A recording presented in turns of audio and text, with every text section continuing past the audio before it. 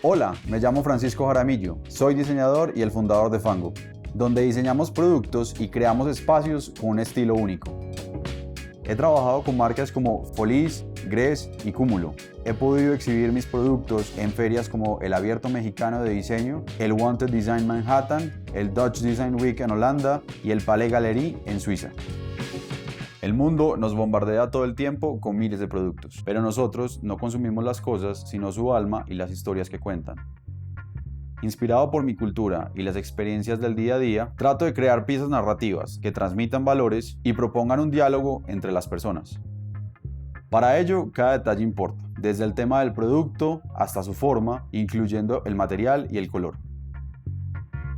En este curso de doméstica aprenderás a contar una historia a través de un objeto, un producto o un mueble.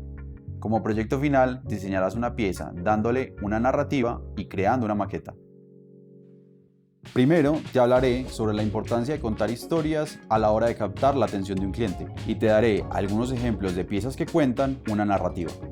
Más tarde, conocerás la metodología del ocio creativo y cómo crear mapas mentales para elegir un tema con que trabajar. Después de recopilar imágenes, definiremos la tipología de nuestro objeto, sus materiales y colores. Pasaremos entonces a bocetar nuestra pieza y decidiremos sobre sus dimensiones y acabados.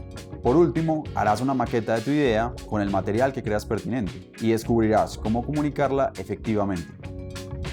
Al final de este curso, sabrás darle narrativa y sentimiento a cualquier producto. Aprende a contar tus historias a través de la creación de objetos.